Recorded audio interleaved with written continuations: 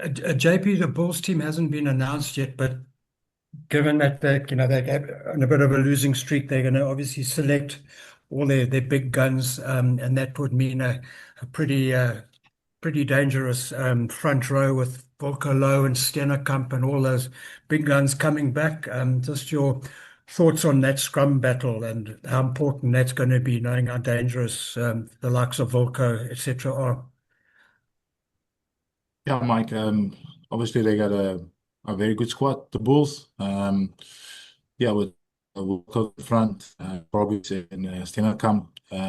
You can see what they did at the Springbok level to get us as a front row. Yes, we are aware of the scrum, which is part of the game, and we know it's going to be a battle. Will it bring the best out of us? I think so. Will bring the best out of us, and will we contest in scrum time? We have to contest in scrum time, and obviously they got good lineup with Norkia, and obviously and the loose trio is good too with Malcolm and Staden. The Sheriff is also back, so it'll be a good game. Physical game. They got a good pack of forwards. We got a good pack of forwards.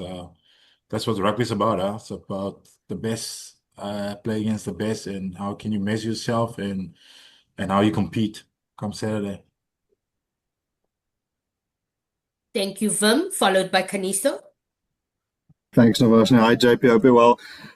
Just sort of adding to the previous question, with the Bulls also, I think they've lost the last four matches in both competitions put together. And the Sharks also, had a tough run thus far in the URC. Would you say this is a bit of a case of, two desperate teams, fighting to stay alive on Saturday? I think it's two teams that really wants to showcase what they really can do. The Bulls, if you look at the Bulls, what they've been doing, obviously with the games they didn't come with the results.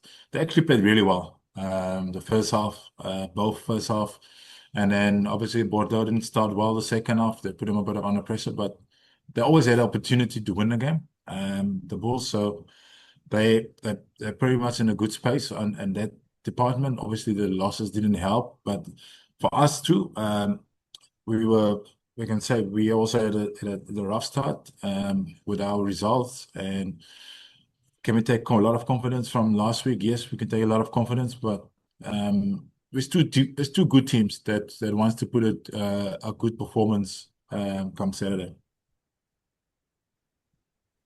Thank you, Kaniso. Go ahead. Thank you very much, Navash. JP, good afternoon, and good afternoon to everyone on the call.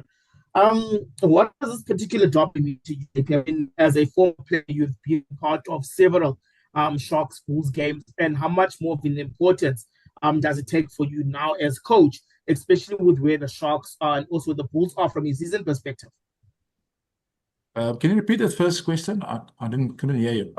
I'm saying that what does this particular game mean to you as someone who's played in several Bulls Sharks games, and now that you've moved into a coaching role, and the game also has significant importance for the season going forward? Yeah, the Bulls, it's always been a tough game, huh? Since I've been playing it, and it's always unpredictable who's going to win the game. And it's like probably for me personally, it's probably the favorite game I love to play. Derby, rivalry, whatever you call it. It's probably the most favorite or challenging game for me as a person when I played. Because they just got overall, they got the physicality, they got the skill set to move the ball, and they kick you. So it's close to test match rugby, what I've always been playing. And then obviously we got a history, the Bulls and the Sharks over the years, which is a good history. Like people might think we don't like each other, but we actually like each other, and it brings the best out of us. And hopefully Saturday we can put a great performance out for the spectators with a sold out crowd. Both teams can play to their best of their ability and give a outstanding performance for the spectators that coming in on Sharks Fest.